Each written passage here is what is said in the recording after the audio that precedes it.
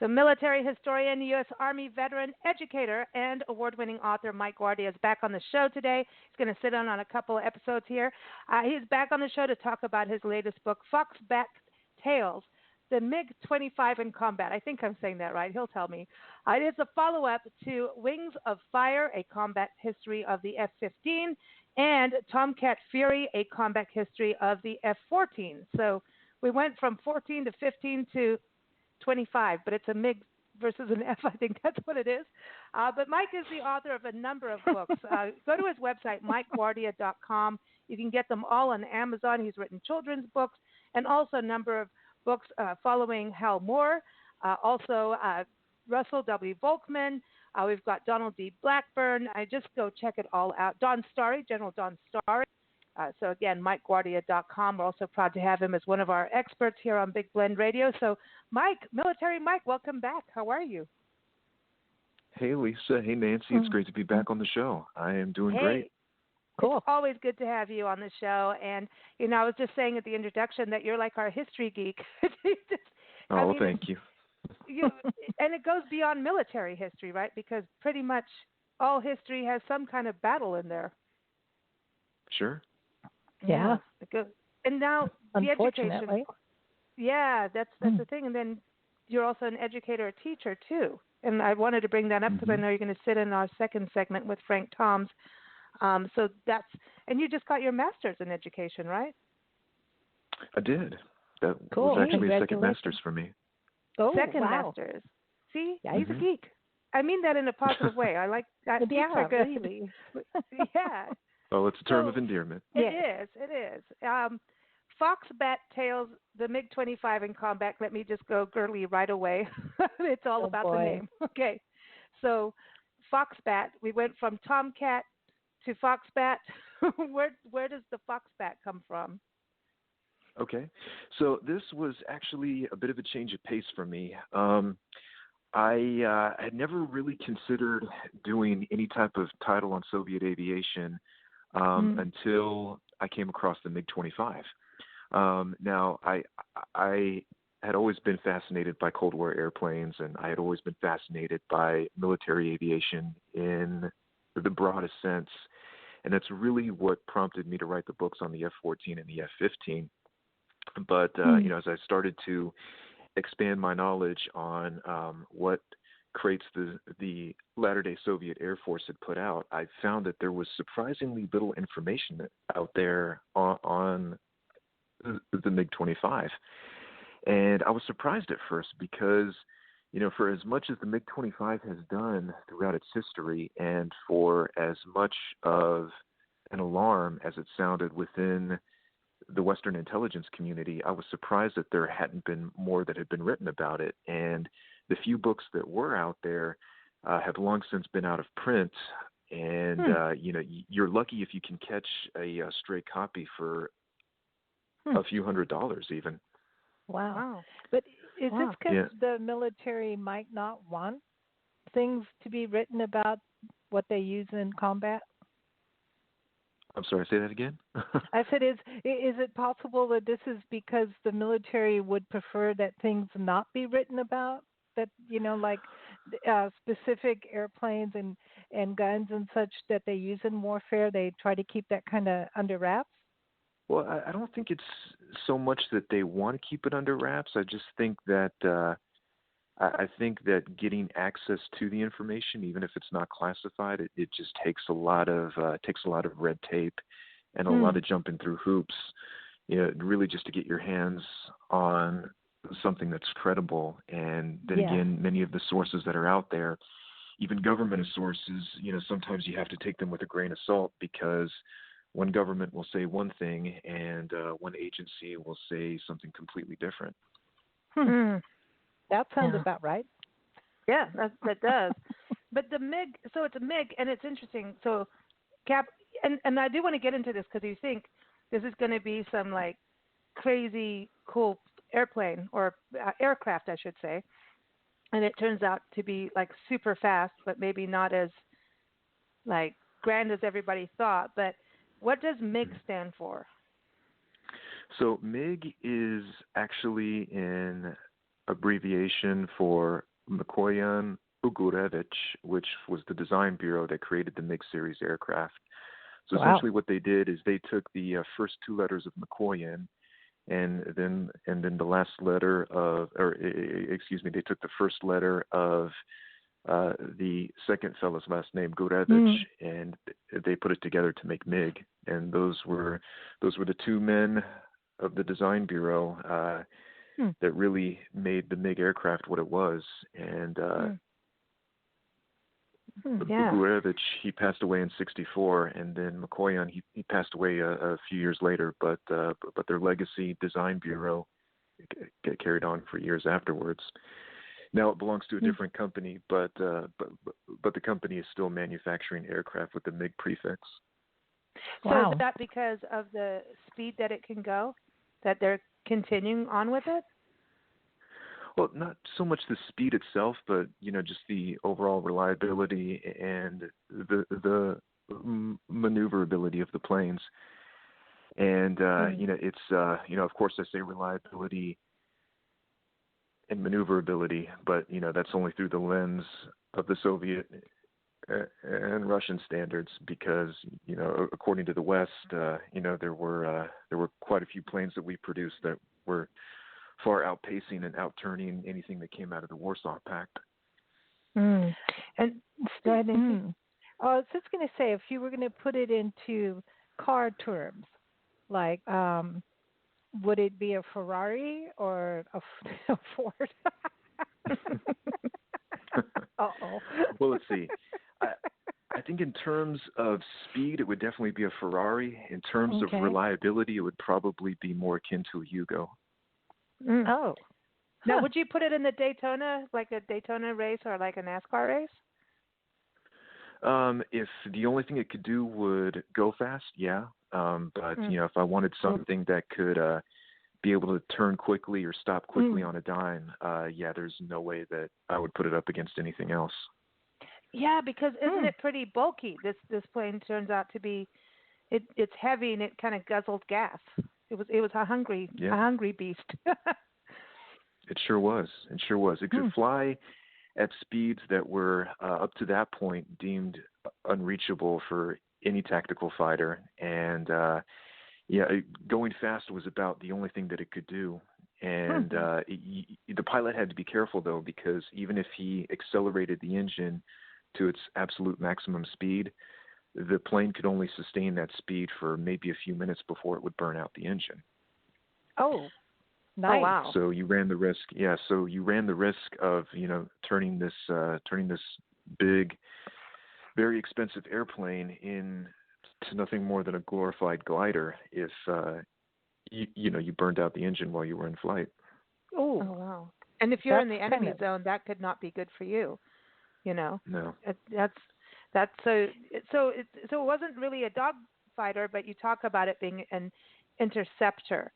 And so can we talk about what an interceptor does? I mean, is it kind of like, hey, you can see dogfights are going on, but I'm going to here, look at me over here so that it can take you out?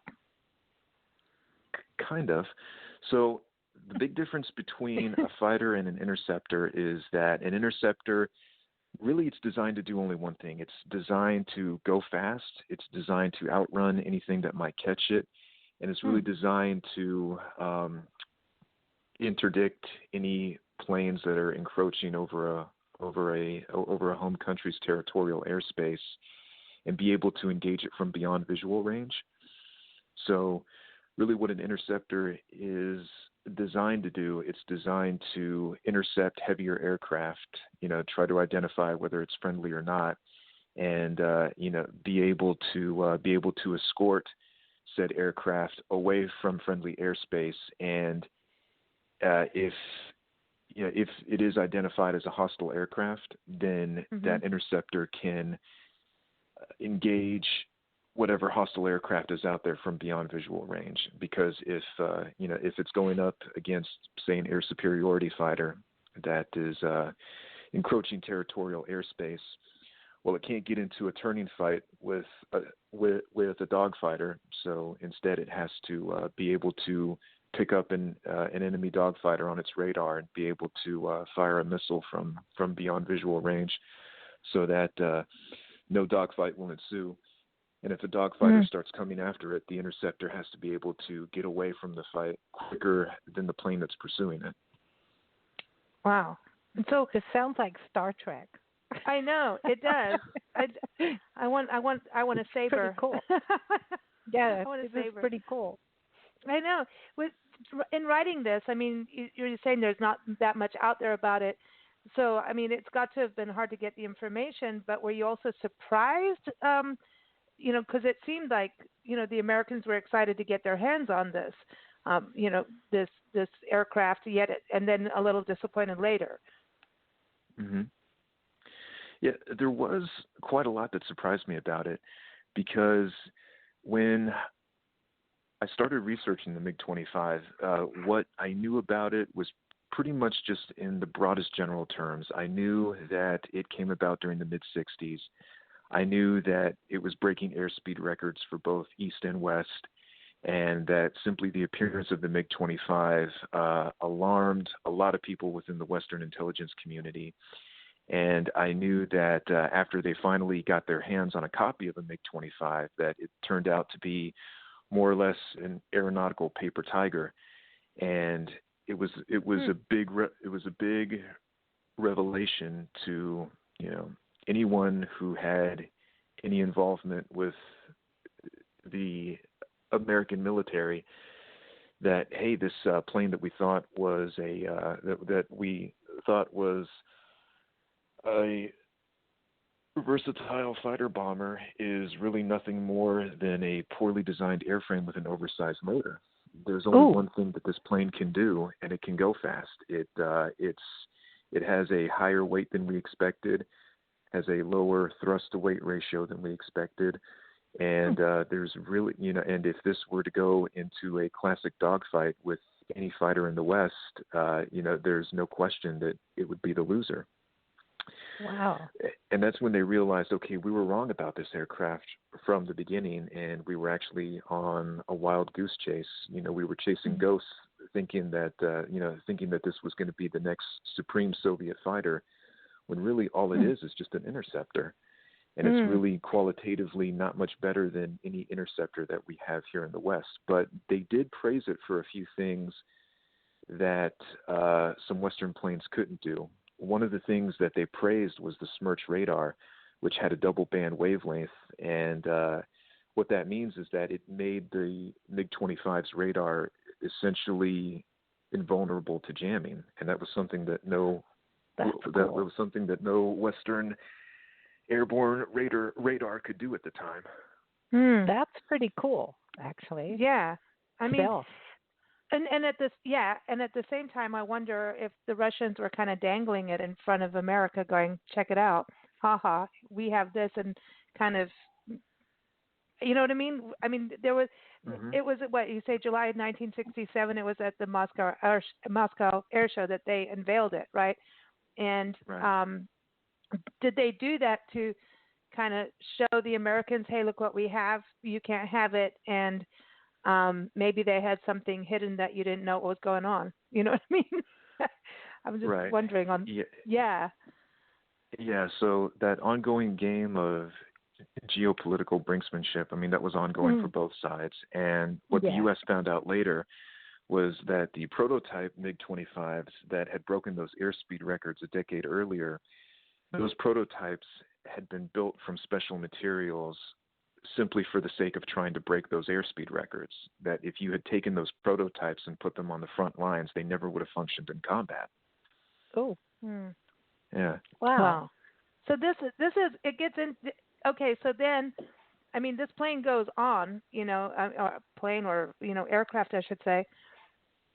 So it goes on, and what it's interesting because it did go into fights in the Soviet-Afghan war. I mean, it went out, all over. So it did have a life, but was interesting to me was how America got a hold of it, and the story with Lieutenant Viktor Bolenko, if I'm pronouncing that correctly, what happened with him, because he like said, "That's it, I'm defecting and going to Japan." and that was, because what was interesting to me was he really, you think about someone who looked like he was dedicated to the Communist Party and Communist regime, I should say, but he's like, I'm bailing, I'm out of here. But he didn't take anything with him other than three things: the pilot's manual, his notebook, and his military ID. That's it. I mean, that's a true bail. I'm like, I'm out of here. Right. When he left. Absolutely. But he took the plane. And yeah, that's the big thing. How does that happen where we don't shoot it down when it's gone beyond what it's supposed to go beyond? Do we not? Yeah, Russia. He went from Russia to Japan. Mm-hmm. But how? So it really is, yeah. So it really is a story where truth is stranger than fiction. Because it's pretty much like you said, Belenko, by the time he was 29, he had enough of the Communist Party. His home life was falling apart. He'd grown very disenchanted with the communist regime. He said, why am I even still here? How much longer am I going to dedicate myself to living this lie? So what he ended up doing was he said, okay, well, I as a MiG-25 pilot assigned to this particular unit of the Soviet Air Defense Forces, I fly these routine aerial patrols over the Sea of Japan. Sometimes I'm the flight leader and sometimes I'm not. So for this particular sortie that's going up today, what I'm going to do, since I'm not the flight leader, I'm going to fall behind the lead formation. And I'm going to gradually space myself out from the main body of the flight group. And then after that happens, after I think I'm far enough out of visual range, I'm going to drop down below the radar range. Because your standard surface-to-air radar can only see probably, and it also depends on the radar, but it can probably only see about 500 feet to 1,000 feet as its minimum engagement envelope. So if you fly below that, our radar is never going to see you coming. So what he did was he fell behind his flight leader, and then he descended down to a mere 100 feet above sea level. 100 feet. Wow. That's dicey. Yeah, and using nothing more than his own dead reckoning and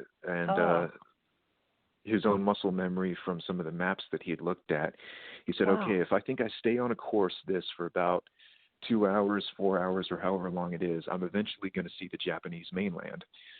So skimming above the sea at only 100 feet above sea level, he guns the engine of his MiG-25 to almost as fast as it will go, just scraping across and buzzing across the top of various fishing boats.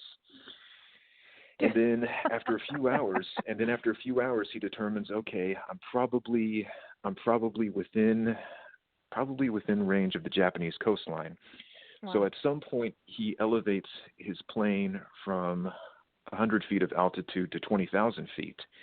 And when he hits the 20,000 foot mark, that's when he populates on the Japanese radar station. And at first, the Japanese Air Force, they don't know what to make of it. They see this incoming fast mover that has apparently come out of nowhere, and they say, "Okay, we don't know what this is, but we don't think it can be good." And they scramble two Japanese and they scramble these two Japanese F-4s from the Chitose Air Base, and it's a comedy of errors at that point because those two Japanese planes couldn't find them. Wow. One, because Belenko was traveling too fast, and two, because the Japanese F-4s, their radar systems weren't really optimized for an interceptor role anyway. And after a few hours in the air, both of these Japanese F-4s are roaming around Japanese airspace, and they're they're radioing back to their home station. Hey, boss, we can't find them. But by that time, Belenko is not only inside Japanese airspace, he's also well over the island of Hokkaido. Now, during this flight, he gets a little bit disoriented, and he was trying to go to the nearest Japanese air base he could find. But because he had vectored off course a little bit, because remember, he didn't have any of his instrumentations that could work at a low-level flight. So he starts looking around and says, okay, well, I'm lost over Japanese airspace. I know I'm over the island of Hokkaido.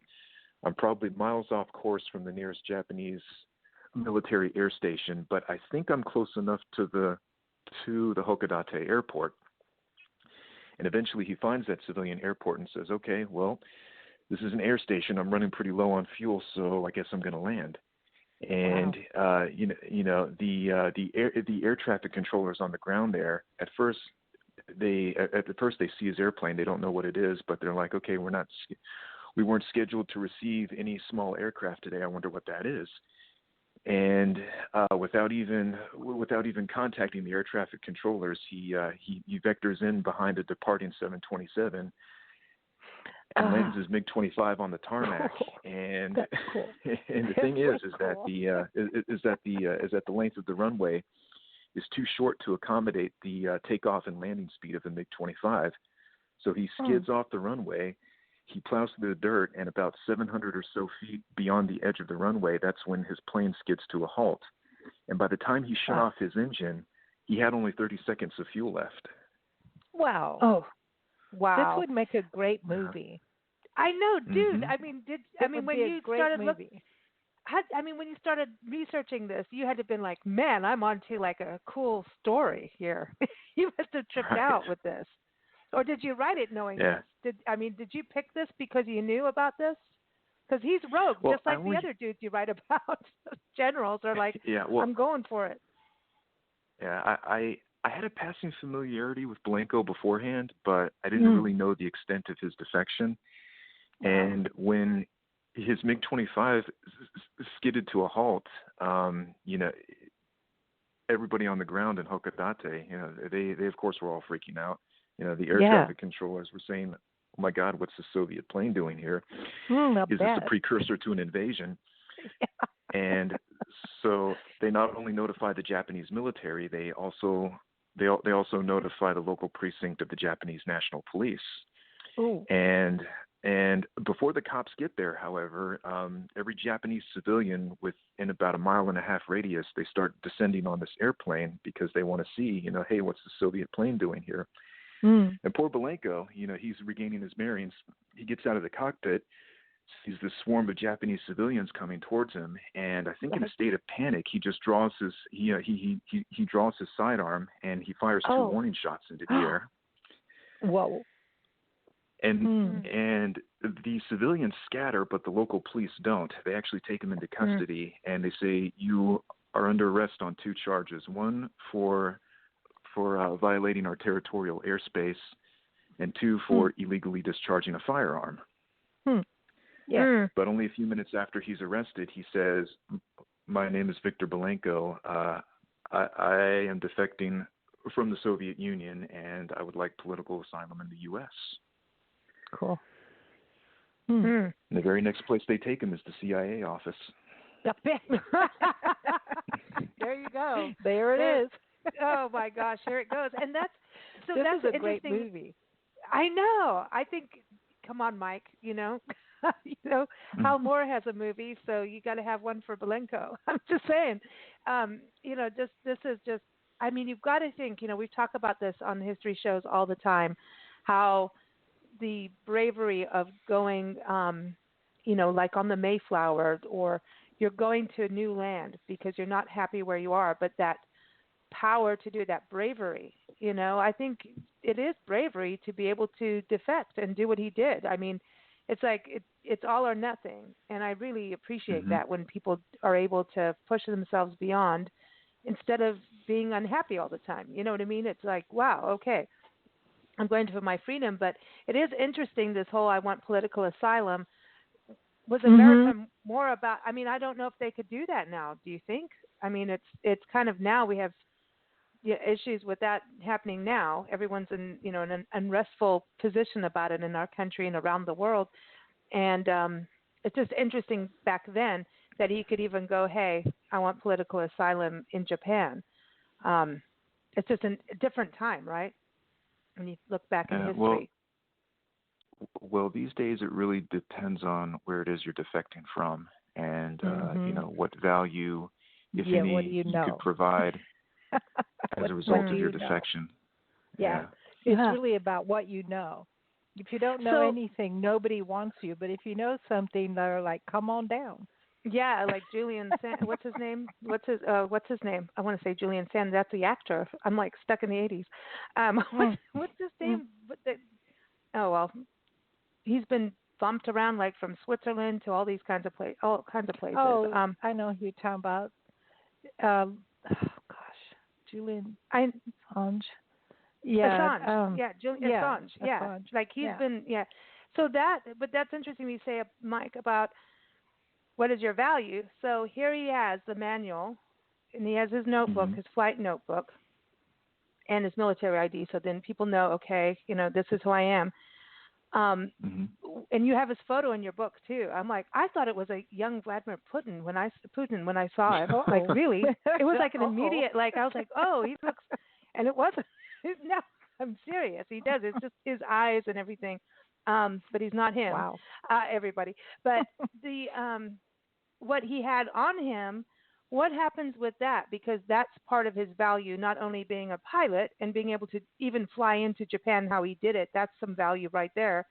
But here he is with the goods and the plane. So, I mean, wouldn't Japan want to? I know they took him to the CIA office, but in a way, wouldn't Japan go, hey, we want that info? Right. So the Japanese Defense Ministry, they were actually none too happy about having that MiG-25 in their country, and they said, okay, well, you have the Soviet Union that's only a few hundred miles off our coast. We really don't want to keep this plane here for too long, but we recognize the intelligence value. So soon after Belenko said that he wanted to defect to the U.S. and that he was looking for political asylum, they called every American aerospace contractor who was in the country at the time, along with a number of CIA operatives, and they all descended upon the plane and they took it to they took it to a government facility there in Japan, and said, okay, well, we have it. We know the Soviets are going to want it back, and they're going to want it back pretty quick. So we have X amount of hours to deconstruct this plane, do every single analysis we can on it, find out what it is that makes the MiG-25 tick, and then after we're done deconstructing it, we're going to reconstruct it, and then we're going to give it back to the Soviets. Oh, that's funny. Yeah. Wow, funny. Tinker toys. Right. So what they ended up doing was they ran a series of tests on the aircraft, and they tested everything. They tested everything from the onboard avionics to the engine itself. They were doing static tests to see how fast the engine could go, and how long it could operate before burning itself out. And I really have to give credit to the Japanese government. They were very crafty in how they gave it back to the Soviets. They said because the plane was damaged when it landed, and it was, they said, we're going to have to give it back to you in crates. So they crated the plane, and it was in, I don't know, half a dozen crates or so, that they put all of the various components of the plane within, and then they shipped it back to the USSR. Well, the Soviets, for their part, they weren't dummies. As soon as they got the crates, they opened them up, and they said, okay, well, it's not hard for us to put two and two together. They've probably tampered with this plane. We just need to find out what it is they know and how it's going to affect our own defense posture. So one of the first things that they found out was that the Americans had tampered with the Smerch radar. And how they found that out was because they found foreign fuses and foreign transistors in the radar. And they said to themselves, okay, the Americans obviously didn't know how to operate this, and they broke it when they were testing it. And they tried to make some hasty repairs and hope that we wouldn't notice. Well, we see these transistors and these fuses, and if you zero in really close, you can see that it's made in Indiana. Oh. Wow. I got them from my house. Yeah. It's like somebody goes downstairs in the basement and takes the fuses out of the fuse box and delivers them to NASA.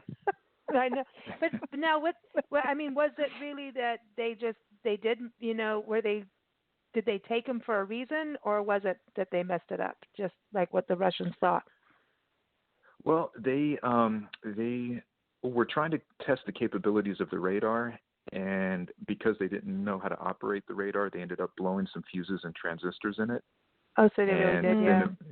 Right. Yeah. And so then it became a question of, oh gosh, what are we going to do now? We can't hide the fact that we've broken it. So let's try and find a replacement and hope that they don't notice.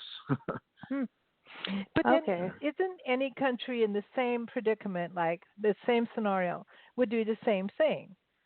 I mean, if if your aircraft gets caught by another country, they're looking it over before they return it. I mean, wouldn't just any country would do that?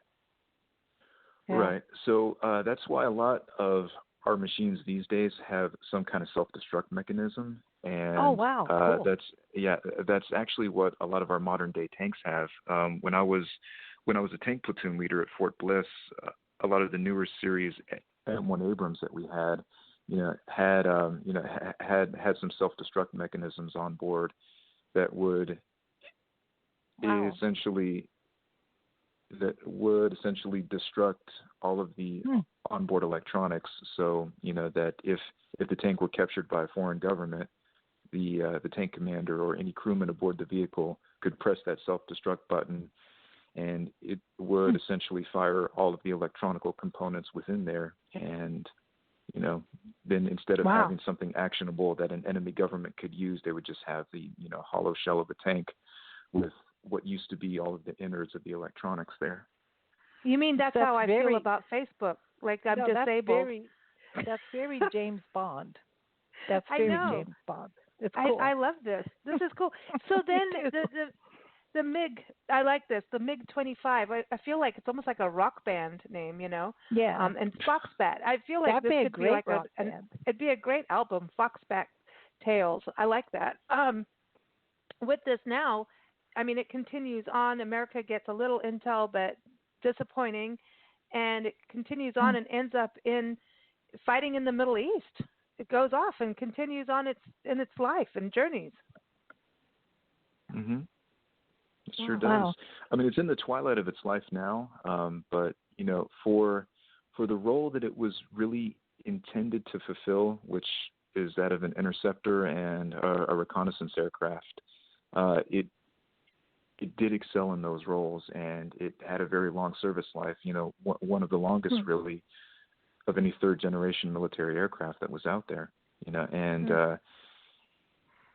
even though the Russians have retired it, and even though a lot of the former Soviet republics have retired it, it's still hanging on to a bit of its life in service in the Middle East. It's interesting how everything turns around, and how armor and artillery and ammunitions and fighter jets and everything they have these international careers, and some get sold. We were talking about that before with you. About like, okay, this fighter jet now belongs to, Iran. Here now goes from here to here. And so it's interesting to me how that happens between countries, and we're all friends, and then we're not friends, and oopsie, I shouldn't have sold you that. So it's an interesting thing. You've taught us so much, all these fighter jets and everything that you've showcased on the show and in your books. Just amazing, the stories of generals. But I feel like just the same thing as horses in battle. They have a story too. We're doing a segment on our Wednesday show, Mike, about dogs in World War II and how they played a role in World War II and in battles and everything. So I feel like what you're doing with the aircraft is like telling the general's story in a way. You talk about the different generals like Hal Moore, but at the same time, I think we do have to look at what happened to the individual aircraft. They have a story too. I know they're not living, but they are part of life and the story of life. So I thank you for that. I think that's really cool. What's next though? Because you're nonstop, man. The Energizer Bunny of military history. What's the next book? Okay, so actually have two on the horizon that I'm working on. One is complete, and it is going to be released this December 14th, I believe. And the book coming out this December is closely related to the topic of the MiG-25, except if we wind the clocks back about 20 years earlier, this book is focusing on the air war over the Eastern Front in World War II, where the Red Air Force was taking on the Luftwaffe. So that book is coming out in December, and then the other two projects that are currently in the works, both of which I hope to have complete by December. One is that biography on Paul Gorman, and then the other is the companion piece to Fires of Babylon, telling the story of the Battle of 73 Easting, but from the perspective of Ghost Troop instead of Eagle Troop. Wow, man, you're rocking it. Well, everyone, again, keep up with Mike at Mike-Guardia.com. He's also got pages on BlendRadioandTV.com. You can hear his different interviews with us over the years, literally, and also on NationalParkTraveling.com, because he sent us out to follow in the footsteps of generals, and that we have. It's I interesting. can't even tell. Wow. I'm in general overload right now with all the historic places we've been to lately: Gettysburg, Harper's Ferry. All these battle sites, and Gettysburg, totally, that all I could say when we were there is like, I'm overwhelmed. I like total overwhelm of all the positions of how everybody was, all the different regiments from all over the country, all the way to California, and how, I mean, to finally be where Pickett's charge happened, I was like, no, like we've talked about this on shows for years, and to finally be there, it was one of those just moments you'll never forget. Have you been there, Mike, to Gettysburg? I have. Did you feel overwhelmed? Do you know what I'm talking about with that? Like, wow, how was the battle was it's so hard spread not out. To. Yeah, it's hard not to.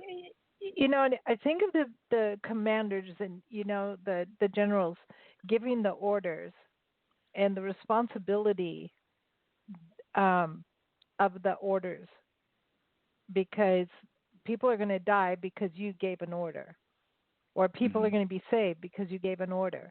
So it's like thinking about firefighters and first responders and the responsibility that has to weigh on them. And I mean, it's easy for us to overlook that. You can read the book, watch a film, but the actual, sometimes I'm like, what's going on in the mind of the person who gives the order? Because, and the ones who kind of stall and get scared to give the order or not ready to give the order, and maybe they should have done it quicker, that blows my mind. That, I'm like, wow, I think I just want to go water plants in the garden now, Yeah, because it's a heavy responsibility, and I think sometimes we can overlook that or forget about it. How heavy that responsibility has to be. Right. Yeah, that's why everyone should read Mike's books. So go to MikeGuardia.com, and all his books are on Amazon, so you can get them there. Mike, are you ready for our next segment? Yes, We're going to talk about. Living behind the Red Veil in Russia. So stay tuned, everyone. We've got Frank Toms joining us next, also an educator and author. But we're going to play some music, take a music break. It's called Wheel of Destiny. Hey, Mike, before we play Wheel of Destiny, I chose this because you think about that, how destiny and in being in the military and history and everything. But, in the aircraft, we have a steering wheel. What would that be in a fighter jet, or the MiG? Would that still be like a steering wheel? No, it would. You could either call it a throttle or you could call it a stick. Yeah. So that's how they really are not doing. It looks like a thing, but it's not. Okay, I knew it. I knew I'd be wrong. All right, here it is, Wheel of Destiny. This is by our friend James Saunders out of South Africa near Cape Town. And keep up with him at James Saunders, musician, and that's Saunders, Saunders, James Saunders. So here it is. Enjoy, and then we're going to chat with Frank Tomes in a few seconds.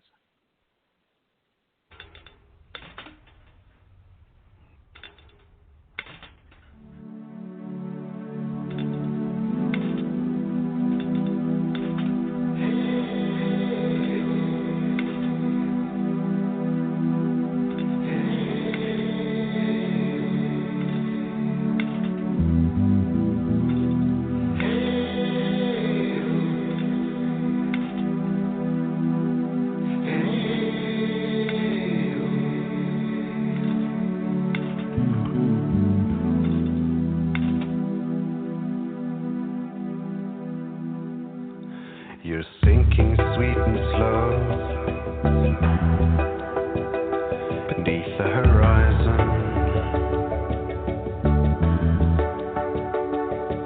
I see you disappear, disappearing in the haze.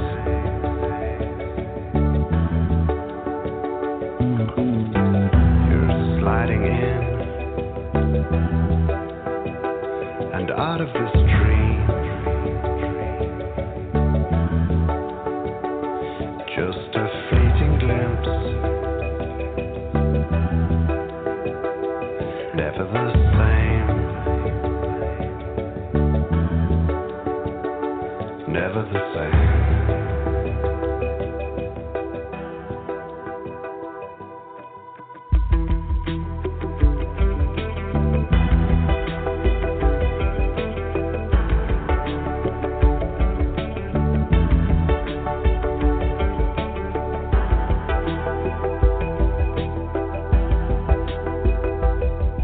The story seldom has more than one part. Just a long and winding road back to the start, like a curtain call.